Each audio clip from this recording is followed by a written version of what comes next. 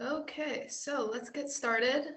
So I'm going to share my screen real quick, just so I have a little title page to the event today. And I just want to welcome you all. Thank you so much for coming on a Friday night. I know the weekend is coming up, so I'm glad you guys made time to learn about food sovereignty today with all of us.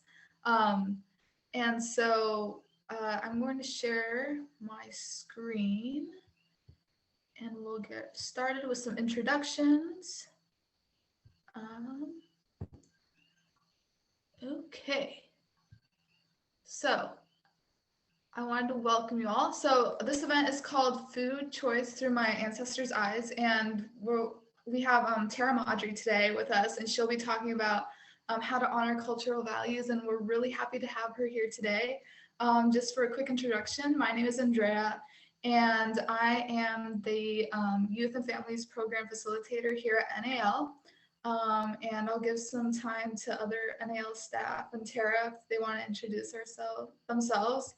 So I'll popcorn to Tara, and then we can go from there. Thanks for the intro, Andrea. Hi, Buju, Mishkwa, Nangukwe, Ndijnakas, Wanatiyang, Ndojaba, Mishiki, and Dudam. Hi, everybody. My name is Tara Maudrie. I am Sault Ste. Marie Ojibwe, which is a tribe in the Upper Peninsula of Michigan. I'm Snapping Turtle Clan, but I grew up as what we call, I think a lot of us call like an urban Indian or an urban native. So I grew up with the Detroit community, and now I'm living and working here in Baltimore. So I've not met many of you youth yet, but it's exciting to see your faces. I study nutrition, and I just really like to talk about food. So I'm just excited to be here with you guys. And I'll popcorn Zoe. Which one, Tara? There's two of us. Oh, wait, is there two of us? Oh, okay. I'll go first. I'm Zoe Townsend.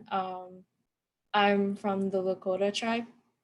And I guess I can popcorn to Chelsea. Oh, hi, I'm Chelsea, Cherokee and Iroquois descendant living in Buffalo, so New York, so yeah, urban native. And I'm gonna popcorn back to the other Zoe. Hi, Natasui Swapan Kimuet Ka Zoe Harris, Nutamas Masipia Natai Bostonet. Hi, my name is Zoe Harris. My ancestors are from Mashpee. I'm Mashpee Wampanoag, and I currently live in Boston. I'm the program assistant for the Boston office for Lifelines. I'm also a student at Northeastern. I will popcorn to Moon. Hi, my name is Moon, and I am part of the Pawnee tribe. And I live in Millen, and I will popcorn to Warren.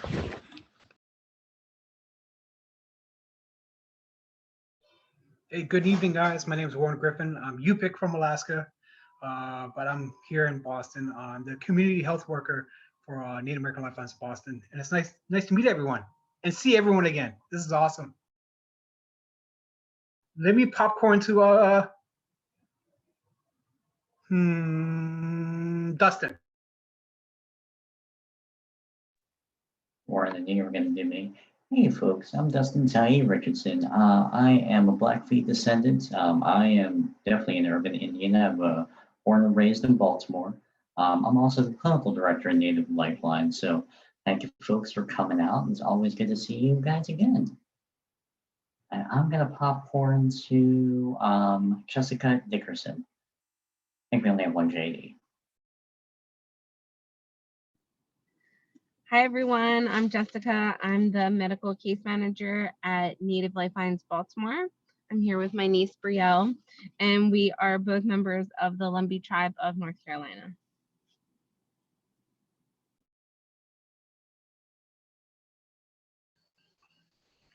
JD, do you want to popcorn someone? Sorry. I will popcorn Autumn. I knew you were going to choose me. Hi, everyone. You were the first one. My name is Autumn. I am the outreach case manager at Native American Lifelines Baltimore. I am not a descendant, but I definitely feel like a family member with everyone. So it's good to see everyone's faces, and I'm excited for tonight.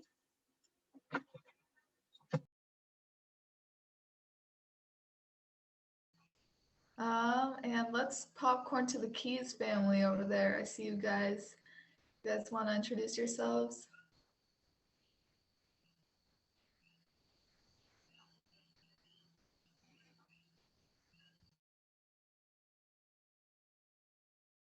You're on mute.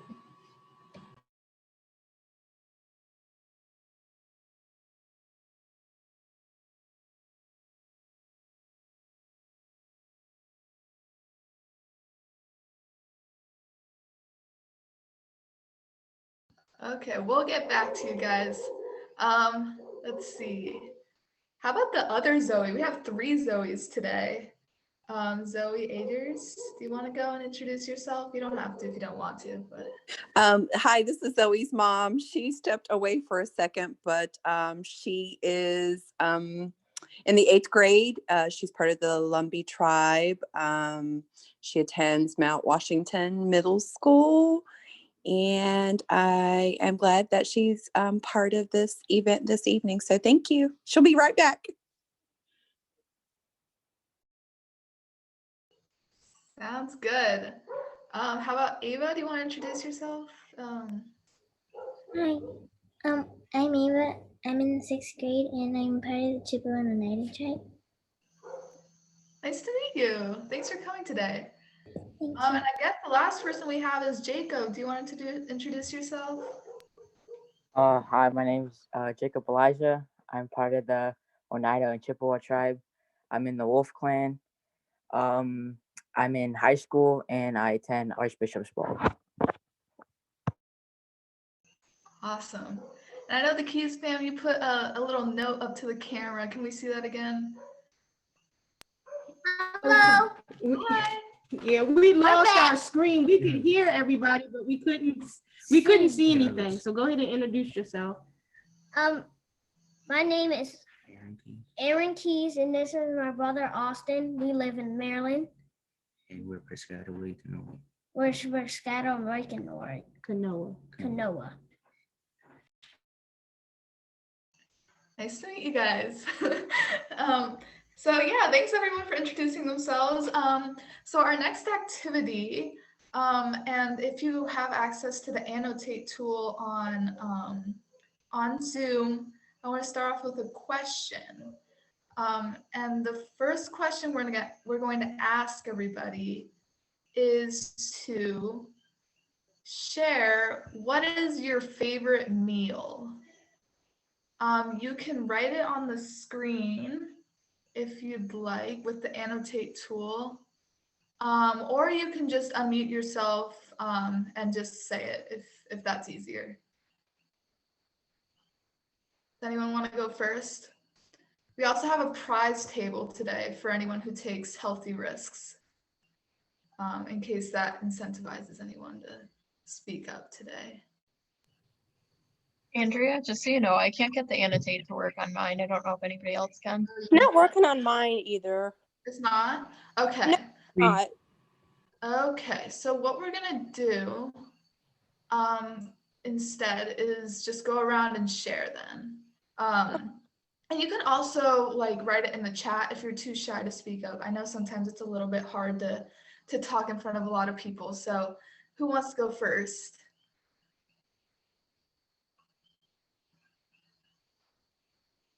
Anyone? I know in the chat. Salsa. Yeah, Chelsea's hamburger, quesadilla, hamburger soup. Okay, that's an interesting one. I haven't heard of that one before. Zoe said chicken and rice. I really like that. So yeah, I have to agree with you, Zoe, on chicken and rice. That's probably my go-to meal as well. Does anyone else have a favorite meal they want to share? I think Moon had his hand raised.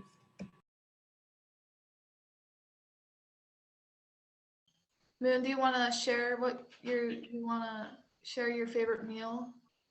Sure. My favorite meal is probably like steak with mac and cheese and salad. Oh, nice. Nice. Classic mac and cheese. See. Oh, mac and cheese also from the Keys family. Jacob said beans. Autumn said tacos. Ava said salmon and rice. Okay, salmon is also very good. And Jessica JD said chicken and pastor. Elk stew with wild mushrooms. Oh, Chelsea, Starbucks. That's good. That's good. Keep you awake. That's good. Beans and cheese. Okay, that's awesome. So, the next question, oh, Tara said wild rice, Manuman. Is that how you pronounce it, Tara? Yeah. And elk. And then Chelsea, Chipotle too. Those are so good. You guys have such good options. Yeah, so let's go and ask another question. What do you guys think it means to honor cultural values through food choices?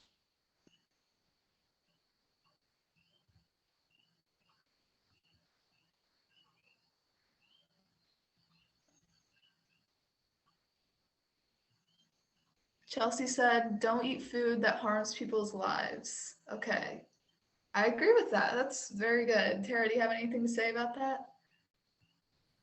I think that's great. And I think also things that harm the land too, right? Because things that are harmful to people are also harmful to the land and other animals. So yeah, that's a great one.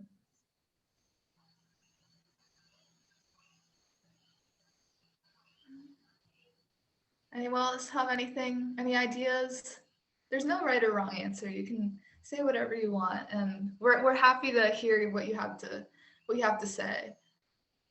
Oh, Ava asked what was the question. Okay, so the question was, what do you guys think it means to honor cultural values through food choice?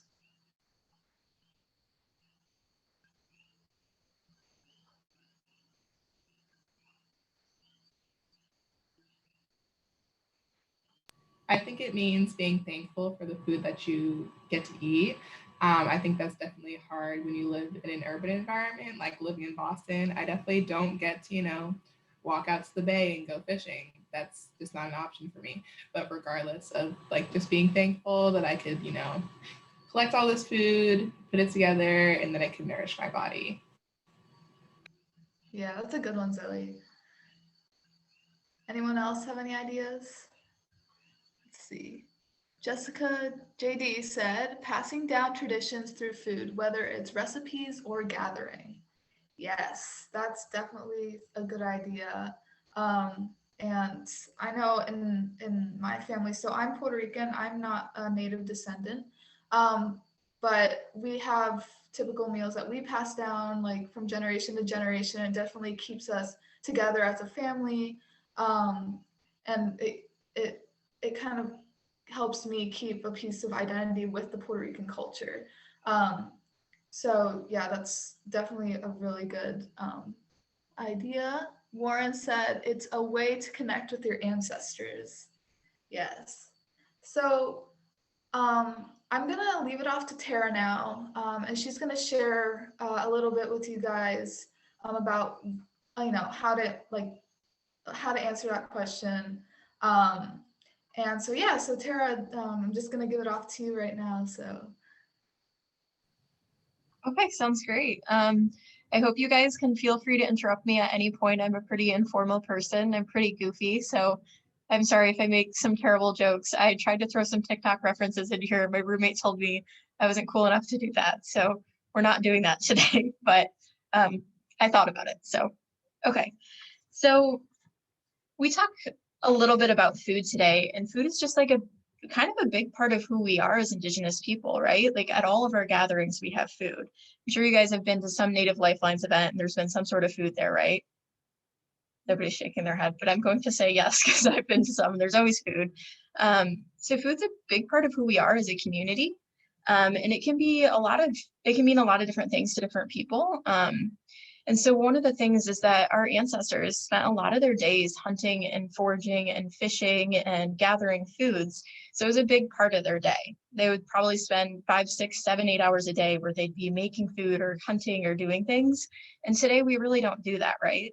Like we maybe go to the fridge and we get something out and we microwave it, or we cook dinner and it takes an hour, but we don't spend all day making food, right? We don't think about food all day, or maybe we do. Some of us do, I do, because I studied it, but so our days have changed with food. And so sometimes people think that in order to be like, I get this a lot of like people being like, oh, I want to be a traditional Native person, which is like an interesting thing, but they often think that they need to eat a completely Native diet, like what their ancestors ate 100 years ago. And I don't think that's 100% possible these days. And I don't think it's what you need to do to be a good ancestor and to be part of your culture. And so I want to take a step back for a minute and say, do you guys know of any of your traditional foods that your people have ate? Or any cultural foods that you like? Like, just feel free to unmute yourself, throw it in the chat. I think we all have favorite traditional foods. Chelsea. Chelsea, would you want to unmute and say that out loud? Sure. Kind of on my Iroquois Haudenosaunee side, I know we had the Three Sisters. I know we had soup with that. I knew we like planted it the same, so they grew around each other because they grow well together. But I don't really know anything beyond that. No, that's lovely. That's great. Yeah, the Three Sisters are so important. We use those a lot. When I worked in Detroit, we did those a lot. And I'm seeing corn soup, fry bread, buffalo stew. Those are all great things. Those are awesome. Cool. Fry bread is great. Yes, I concur. I think fry bread is one of the great things about powwow season. So those are all great. Oh, also deer, elk, bear. Eva says they make fry bread. That's awesome. Cool. So I think sometimes people get caught up in this idea that they need to eat all native foods all the time, or people get upset because they can't eat native foods all the time. And just to share a little bit, when I was in college a few years ago, I decided I was like, I'm going to eat a completely traditional diet. And so a completely traditional diet is dairy-free, it's gluten-free, you're not eating chicken, you're not eating hamburger. And so there's a lot of things you can't eat in modern society, right? Like I wasn't eating cheese, I wasn't eating any bread, and it was really difficult. It was really hard. It was really expensive and it was really time consuming. And I was really frustrated by the end of it because I thought I was going to have this great revelation. I was going to feel super connected to my culture. But at the end of the day, I just felt exhausted. And so I kind of took a step back and thought, what was it about eating that made our ancestors so healthy? And some of it might have been the foods they were eating, right? Because some of these foods are super, super healthy, right? But some of it is also in the way that they approached food and the way they talked about food and the way they thought about food.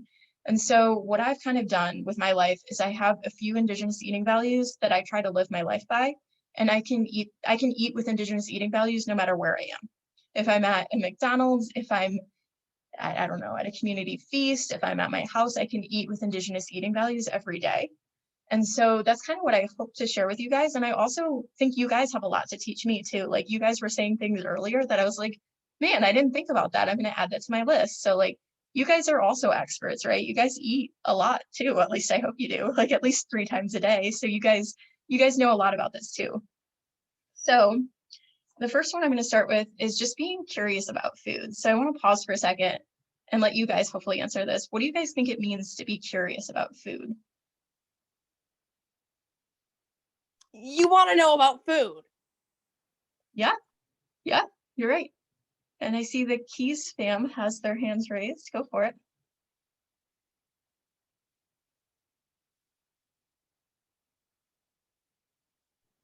To be curious, to eat healthy and be healthy, to not wash your hands, to not get germs, and eat really healthy so you can grow big and strong.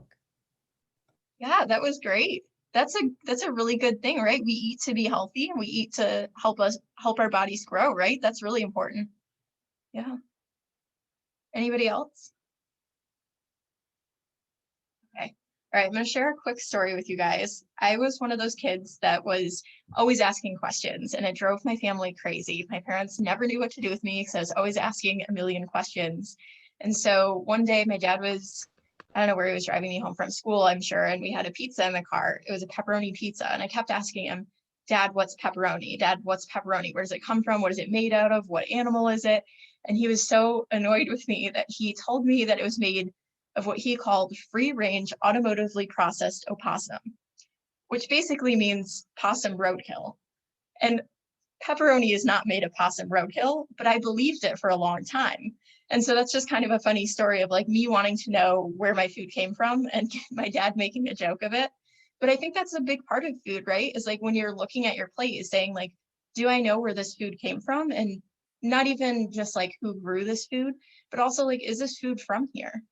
You know, like you think about like broccoli, like I don't know if broccoli is from here, I need to Google it. But there's lots of foods that are from here, right? Like bell peppers, those are indigenous to like South and Central America. So I consider them indigenous because they're from this half of the world. But just being curious about where your food comes from is really important, and it can help you to connect with where it came from. So I think being curious is the start to a good relationship with food. And also just being curious about how it feels, you know, like trying new things, like healthy things can sometimes be a little bit scary. Like I don't like to eat papayas because they really scare me because I don't know how to prepare them. But that's on my bucket list for this year is to eat a papaya because like I think it'd be really interesting to try it. So just being curious about trying new things is really important too. Yeah. Does anybody have anything else to say about being curious with food before we move on to the next one?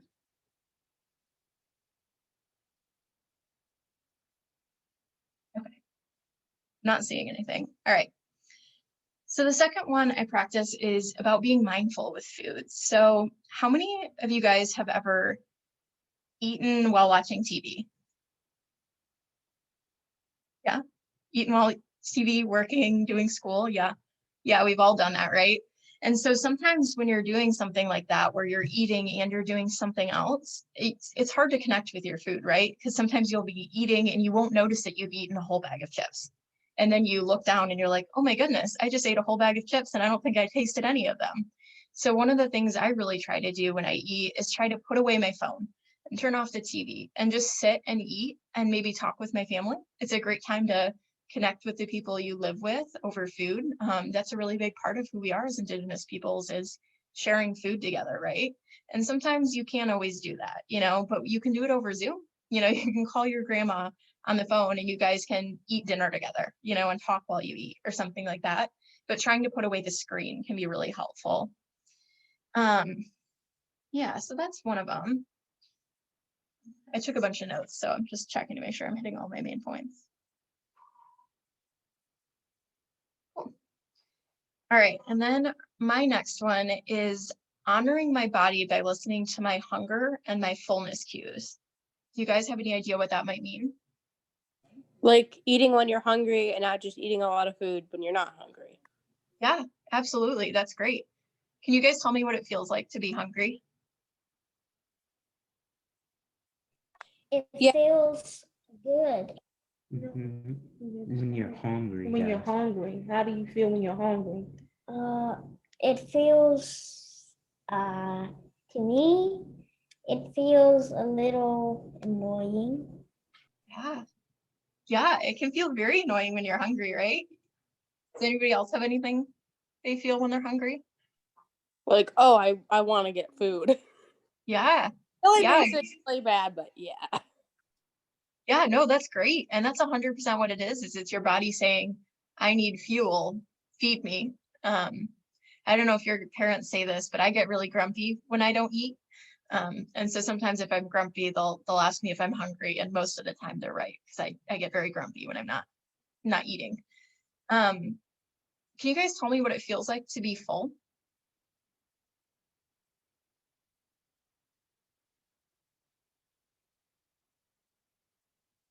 Yeah, it feels like, oh, I want to go sit down on the couch and sleep for a million years. Yeah. Yeah, Keys family, go for it.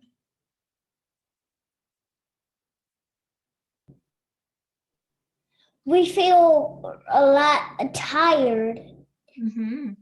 And we watch the TV until we fall asleep. So Yeah, I relate to that too. I often fall asleep watching TV after dinner. So Yeah, that's perfect. So those are great answers, right? And like I believe Chelsea said, when you're hungry, you should eat, right? It's your body telling you to eat. And when you're full, it's your body telling you, I've had enough food. Please don't feed me anymore. I need to rest, or I need to sleep, or I need to go on a walk or something. And so that's one of the big things as Indigenous peoples is we like to honor our body. We have all these relationships to different things, to ourselves, to our spirituality, to our body, to our food, to the land, to our community. We have all these different relationships that we need to take care of. And so it's really important that we honor those different relationships. And sometimes I think when we get emotional, like if you're angry or if you're stressed or if you're anxious or you have a lot to do, it can be really easy for me to go eat something. Like I'll find myself standing at the fridge or I'll find myself eating something and I'm not really hungry, right? Like my body's not telling me I'm hungry, but because I'm stressed, I'm misplacing that relationship onto food. So it can be really important before you eat too, to just check in with yourself and say, how am I feeling mentally? How am I feeling spiritually? Am I really hungry here, or am I trying to avoid some other thing I don't want to do? For me, it's laundry. I hate doing laundry. So I will, before I will fold my laundry, I always find myself eating. Does anybody else do something like that? Maybe with homework? I would always do that. I wouldn't eat a snack until I wouldn't do homework until I'd eaten a snack. Anybody else do that? Yeah? Yep, a sandwich before work. Yeah. Yeah, those are all great. So that's one of the things we can think about is just like thinking, listening to our body cues, and also like when we're full, stop eating, or drink a glass of water while you're eating so that you know when you're full. And if you're slowing down enough, hopefully you don't get so full that you fall asleep right when you sit down on the couch. Because it would be nice to finish a movie, right? Or to finish your TV show for the night without falling asleep. So just really listening to when you're full and when you're not can be really important to helping your relationship with food and not over consuming food too. And then the last value that I really practice is one that Zoe Harris mentioned earlier, which is just about being grateful for our foods and being thankful and taking a moment before we eat to, if you pray, to pray and thank everybody that made this food possible for you. So for example, I think somebody mentioned salmon. So I have a friend from Alaska. He's Alaska Native and his family fishes salmon. That's what they do. That's like a big part of their culture. And so sometimes he'll bring me home salmon from Alaska when I'm back in Michigan. And it's so cool to know that his family, like, they fished that fish and he brought it from Alaska for me to eat, And so like thinking about the people that bring your foods to you, and sometimes it's not fish from Alaska. Sometimes it's your mom went to the grocery store and she picked out bananas because she knows they're your favorite. And so just taking a moment to be grateful for the fact that somebody knows what foods you like, or somebody went and got food for you and brought it home and now you're getting to eat it. And also for the land that made that food, right? Like we're amazing the fact that we get to eat foods from all over the world now. And just to think about the food and the land that made that can be really, really important to like helping your relationship with food. And that's something you can do anywhere, right? Like if you're eating McDonald's chicken nuggets, I love chicken nuggets, or spicy Cheetos, just thinking about like being grateful, like that we have technology that can make these foods so available for us and that they can nourish our bodies. So yeah, that's a big one. And so the last thing I wanted to touch on with gratitude is I think some of you guys maybe have mentioned, have you guys done spirit plates as part of your youth program? What did you say? Have you guys ever done like a spirit plate or a spirit offering of food? No, we haven't done here. Not there? I wouldn't know how to do it. Dustin's giving a thumbs up. No, you guys haven't done that? We used to. When we had in-person events, we would normally, that'd be the first place that we'd make, would be a spirit plate, yeah. I don't think anybody here maybe remembers that because it might be that long since we've done an in-person event. Yeah, okay, that's totally fine. So I can just briefly explain. In Detroit with our youth group, we would make a spirit plate, and it was a plate of all the food. They always say spirit eats first. So they get a little bit of everything that you guys have prepared for the meal, and you would offer it outside, normally with prayer, or sometimes we would put tobacco with it. And we'd leave it outside for all the people that have maybe passed in the recent year, all of our ancestors. And sometimes different animals might take take the form of the spirit and come take that offering. So sometimes it was, I think in Detroit we had a lot of raccoons that would eat it, and sometimes it's just the spirit that comes, and that's okay. But offering a spirit plate is also a way for being grateful for our ancestors and the different spirits around us in the world. So I'm sure when you guys are back in person, Dustin will probably give you guys a much more in-depth lesson on spirit plates than I am now. But I think those are the kind of the cultural values I have around food, but I'm really curious to hear what other things you guys have and what other traditions your family has. Maybe it's Monday nights are taco nights, or I don't know, that doesn't work well, does it? Tuesday nights are taco nights, Taco Tuesday. But I'm just kind of curious, like, what do you guys think are your cultural values around food? Okay, can I go real quick? Yeah, of course. I have to admit, I never really had a nice sit down with myself and said, what are my cultural values with food? I never did that. But 4 years ago, I went vegetarian because I read a lot into factory farming and didn't like it. I was 9 at the time. I'm 13 now, and I am still vegetarian 4 years later. Wow, yeah, thanks for sharing that, Chelsea. Yeah, that's super important. I also went vegetarian for a brief period in my life when I was younger, but I have really terrible blood sugar, so I kept passing out all the time, so it didn't work well for me, but I'm glad to hear it works well for you. Yeah, that's something I'm mindful of too, is how much meat I'm consuming and where it came from. I eat a lot of eggs, but I don't eat a lot of meat these days, mostly because I don't know about you kids yet, but I think raw meat's kind of gross to look at, so I don't like to touch it and I don't like to cook it. I'll cook it if somebody else, or I'll eat it if somebody else will cook it for me, but I don't like to make it myself. Anybody have anything else? Maybe the Keys family or Ava or Moon or other Zoe?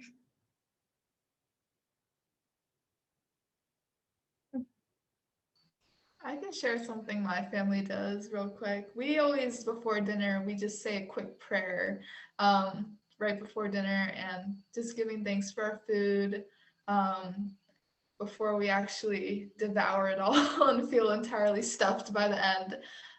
So yeah, that's something my family does. I don't know if anyone else does something similar to that, but if they'd like to share, like, I'd be happy to hear about it.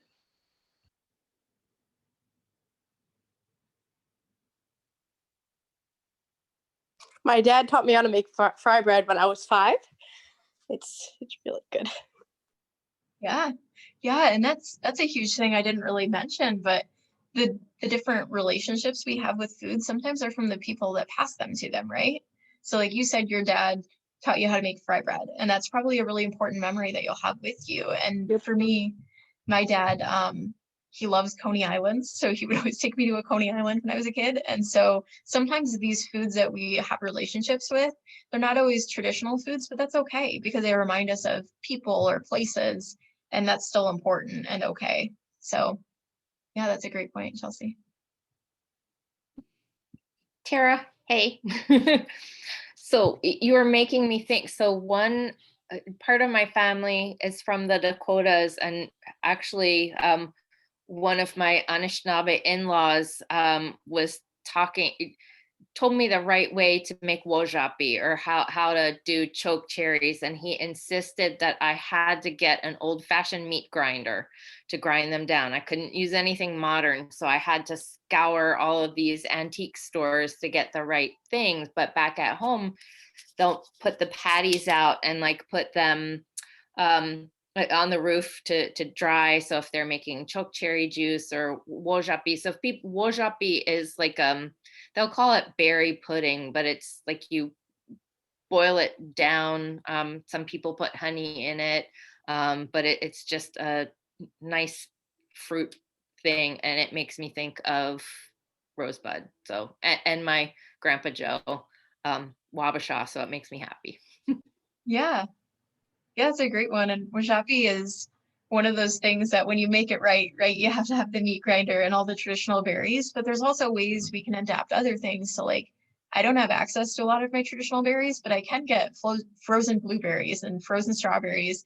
And so you can just find recipes a lot of times online. So you can just cook it down with a little bit of honey, just on a pot. And I make it not every morning, but a lot of times to put over my oatmeal. And it's just a way of me saying, I'm going to indigenize my oatmeal today and I'm going to eat berries with it, right? So that's another easy way to do that. But yeah, thanks for sharing, Carrie. And it looks like somebody's dad taught them how to make strawberry drink. Is that like the one from Starbucks, or is it like a tea or something?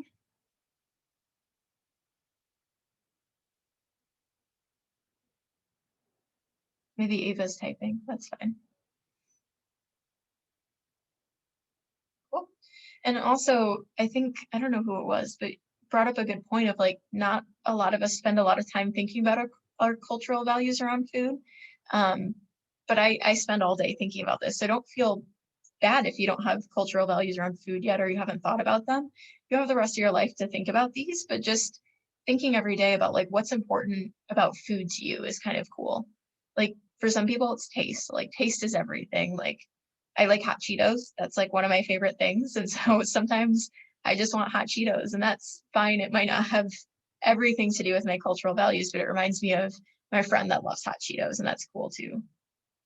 All right, and Jacob's saying it's mushed up strawberries with water, sugar, and a lot of strawberries. Oh, that sounds great.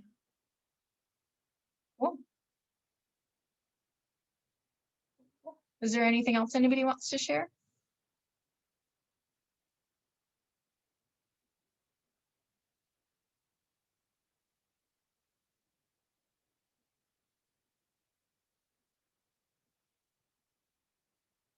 I think Key's family raised their hand. Go for it.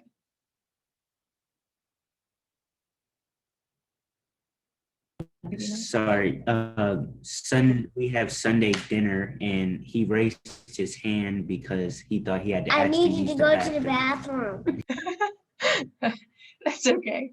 That's also cool that you guys have Sunday dinner. Yeah, just having dinner with family can be a cultural value, right? Just spending time with people is really important over food.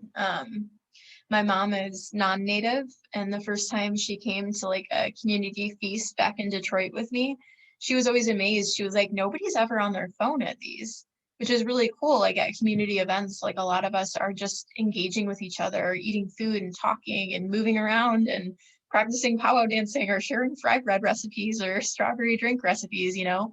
And so she was always amazed by that like nobody was on their phone at these things. And I think family dinners are so important. And that's like really kind of one of the biggest parts of our community is our immediate family. They're the ones that are like always there. So just spending time with them is really important.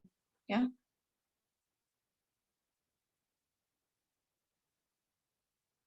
I'm back. Oh, good. Glad to see you're back. Is there anything else around food anybody wants to share, or any questions anybody has?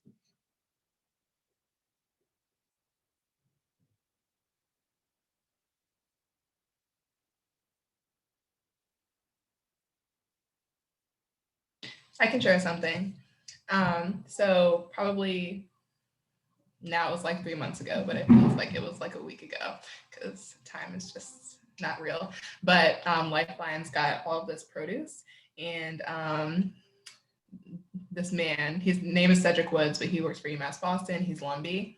And we'd give him a bunch of like squash and kale and stuff. And he like, after the fact, he texted me a couple weeks later and he was like, hey, like I made some kale soup. Like, do you want some?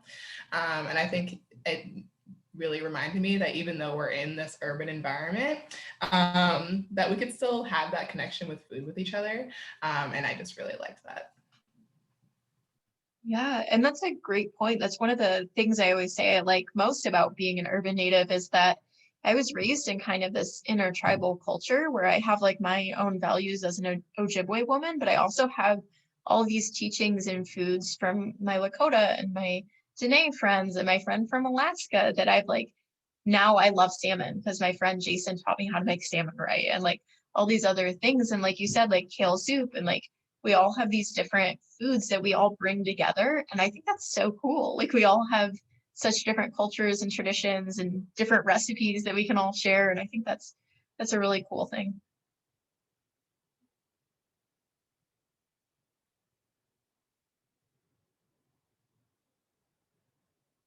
Okay, I think I'm maybe at time. Is that right, Andrea?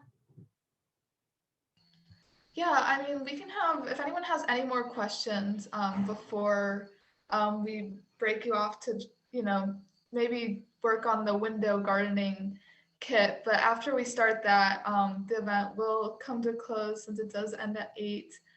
So if you want to take advantage of the time and ask questions now, Okay. I will be private messaging people about the prize table if you took healthy risks today. So keep a lookout for that, for a private message from me. But yeah, if anyone wants to share any other questions before breaking off and working on your window garden kit, feel free. Yeah, I have a question. So what made you get into like nutrition, like learning about it more? Like what made you want to do that? Yeah, that's a great question. Thank you. So for me, my grandma has type 2 diabetes, and she got it when I was in college. And kind of the attitude my family had around it was just like, oh, when you're a native, you get diabetes. Like that's just how life goes. Like everybody in our family gets diabetes. Same in mine. It's really it's a big problem for our communities, but that's kind of like not the attitude our ancestors would have had, right? Like our ancestors were healthy for thousands of years, and it's just been the last 100, 200 years that we've gotten sick and we've gotten diabetes and things. And so for me, what I wanted was I was like, I'm not getting diabetes. Like it stops here. Like, you know what I mean? Like I'm not getting diabetes. My dad's not getting diabetes. My brothers aren't getting diabetes. We're going to figure this out. And so for me, I also have a degree in exercise science. So for me, it was I really wanted to get back to our ancestors were so healthy, and that's really what I want for our future. And so a lot of that is nutrition and exercise, and not everybody needs to study nutrition and exercise to get there, but just finding different ways to move your body that makes sense and finding ways to eat that are good for you and for your mental health are really important to me. And so that's one of the other things too, is like our food systems used to be very labor intensive, right? Like hunting a deer and dragging it and processing it, that's so much physical activity that we just don't get these days. And so it's important that we find ways to work physical activity into our day. Like if you're cooking, like standing up or dancing while you're cooking, like I don't know if you guys would do that. I do that. It's embarrassing, but I do it. And just like finding ways to move your body is really important to just living a healthy life.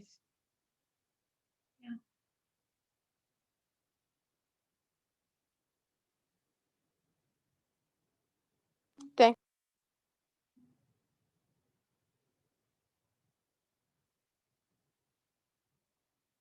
Also too, I would say if you're interested in nutrition, ask your parents, because your parents know. As a kid, I didn't think my parents knew that much about nutrition, but they do. So just ask them, for the most part, it's pretty simple. Just eat a lot of veggies and a lot of fruits and eat foods that make you feel good.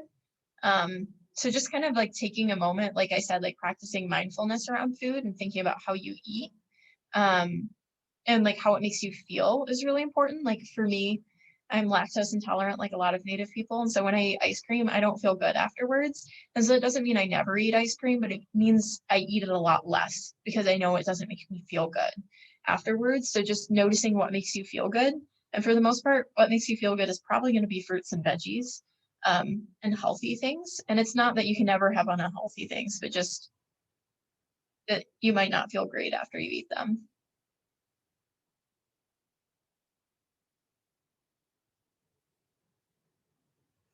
And dancing while cooking always brings up the mood. Yes, yes, it does.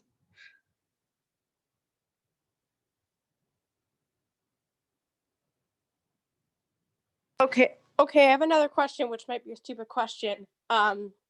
So what was like going to college for nutrition and exercise like? Like how what was that like? Yeah, there's no stupid questions at all ever. But so my exercise degree, I actually originally thought I wanted to be a physical therapist. I don't know if you guys know what that is, but it's a lot of, if somebody has surgery, they help them get better. And so for exercise science, my degree was a lot of learning how the body works. And for me, it really kind of like reaffirmed what we've always kind of known as Native people, is that our bodies are all really interconnected, right? Like our brain is so connected to the ways we eat and exercise and our physiology. That was a big word, but basically our body systems are just so interconnected. that it kind of like reaffirmed a lot of what I kind of knew growing up, is that our bodies are connected to what we eat and drink and the land around us. But it was also a lot of fun. Like I really liked exercise science as a degree because we were always in the lab doing stuff, like, you know, they'd have us running on a treadmill or biking on something and somebody's taking your blood pressure. I really liked it. The nutrition degree is also cool, but there's not so much eating involved. Like I would say the exercise science degree, there's a lot of exercise involved. The nutrition degree, they don't really feed you very often. So just keep that in mind. Yeah.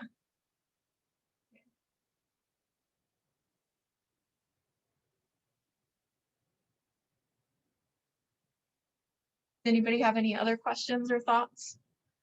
Or want to share their favorite food? What is your favorite food? And drink. Count My too. favorite food and drink. Okay. I think I have a lot of them.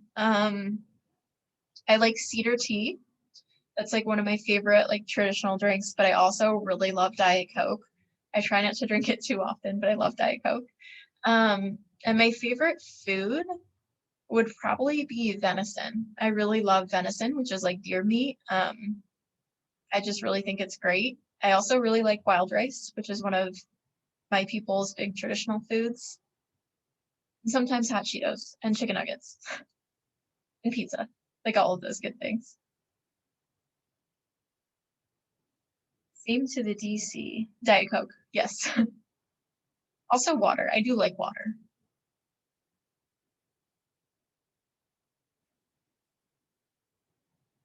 What are your guys' favorite foods and drinks? Do you guys have anything you guys really like?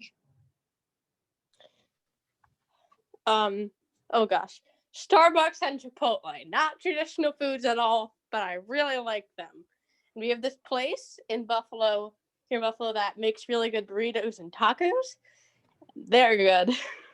Yeah. Yeah, and actually Chipotle can be kind of traditional, right? It's like, especially if you can get like turkey with it or something, or make your own turkey at home. Well, you're vegetarian, so you're not eating meat. Yep. But beans and rice and corn, those are all traditional things. So you're doing great. I love it. Put some lettuce on it, you're good. I think somebody in the Keys family had something to say, maybe. I like sweet rice. Sweet rice. Ooh, what's sweet And rice? so, it's like a rice that you have in the morning. So you boil it. You boil it, And you and it put milk takes a and long sugar. time to cook. And then you put milk and Milk and sugar. And in. then put milk and sugar in it. Yeah. That used to be one of my favorite things as a kid too. I don't remember. We must have also called it sweet rice, but that was one of my favorite things. Maybe I'll have that for breakfast tomorrow. And lattes and stuffed potatoes and lemonade. Ooh, I love anything lemon flavored. That's one of my other things, is anything with a lemon flavor I love.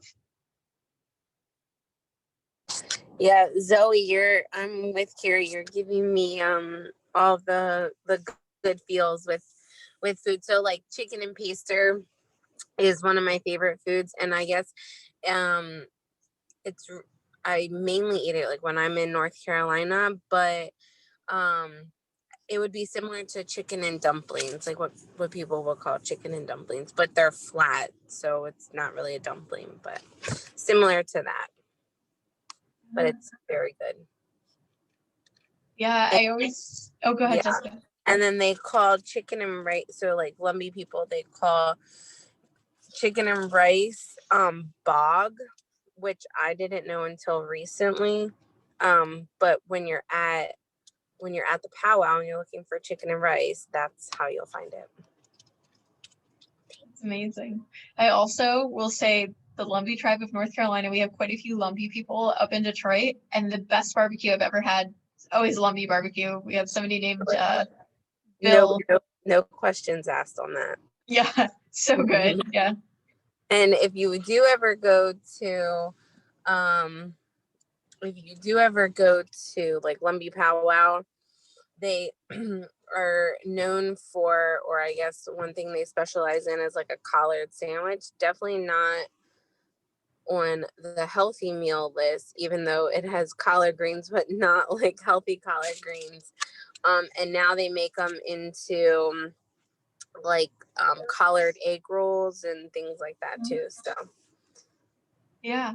but Yeah. there's a And cool documentary on the people that like came up with it. Like this older couple, I forget their name, but yeah. yeah.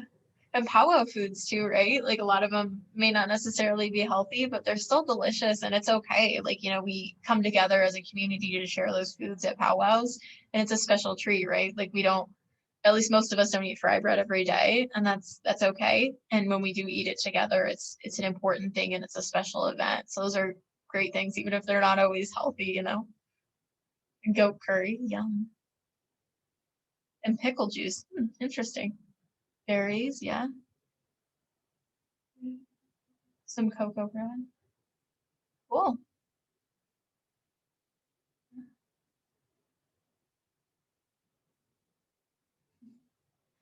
The Zoes are bonding.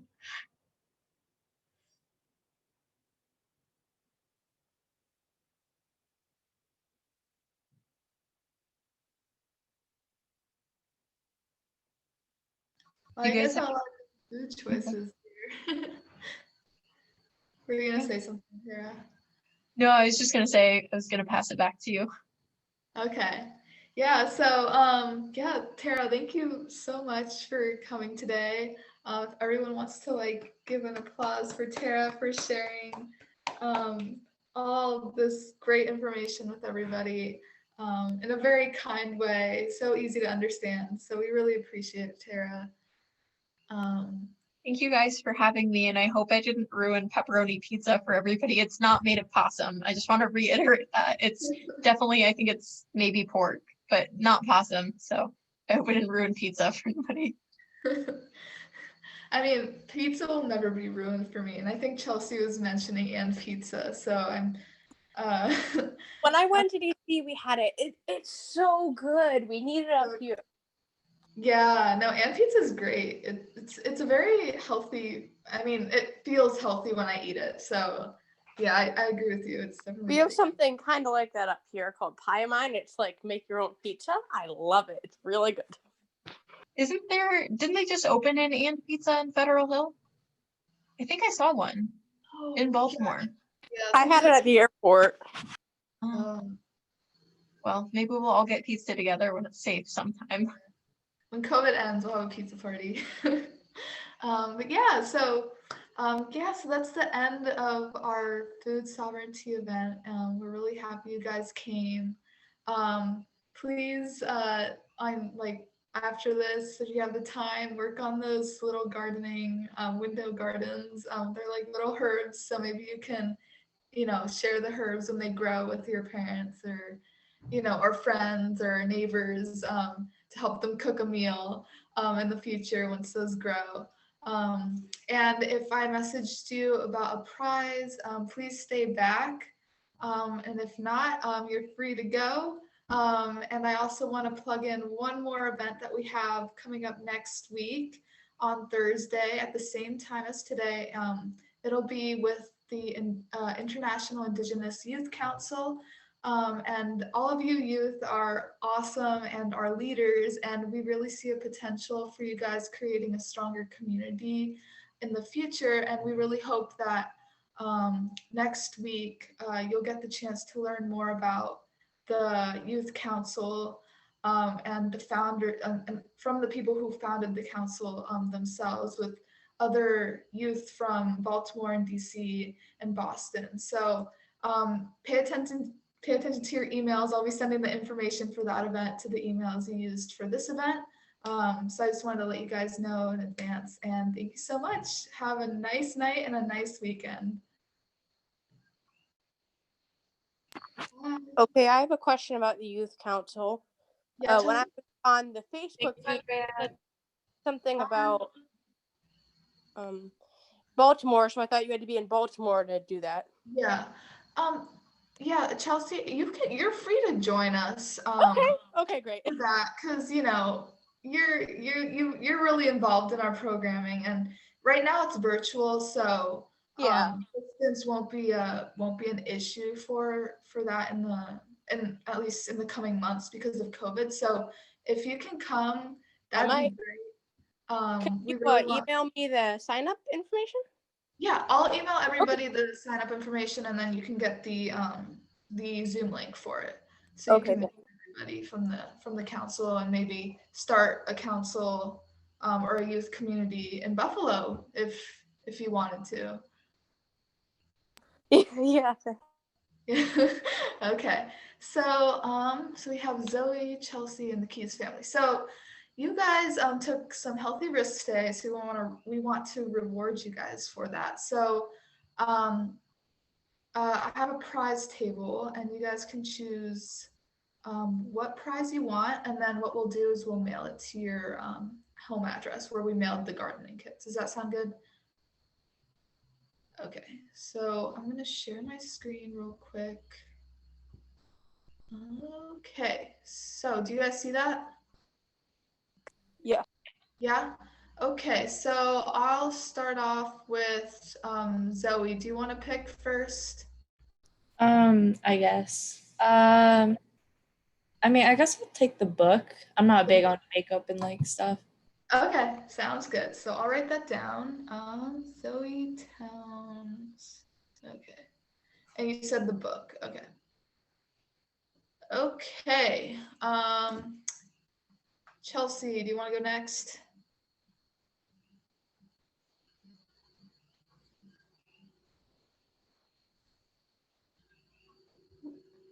Chelsea, are you still there? Oh yeah, I'm here. What is what is 2 and 7?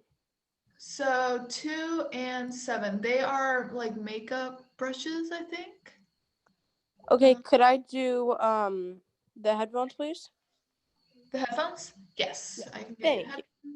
Okay, and then the Keys family, what are you guys looking at here? Anything? We would take the headphones. Do you guys both? 2 headphones. No, just Just one. Just one headphone? Or do you guys both want? Yeah. yes.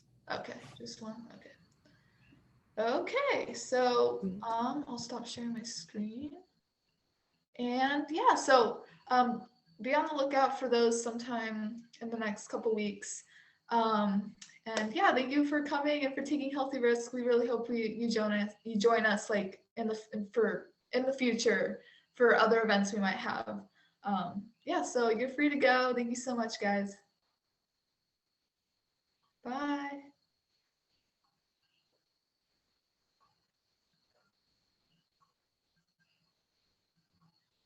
Thanks, JD, for being here.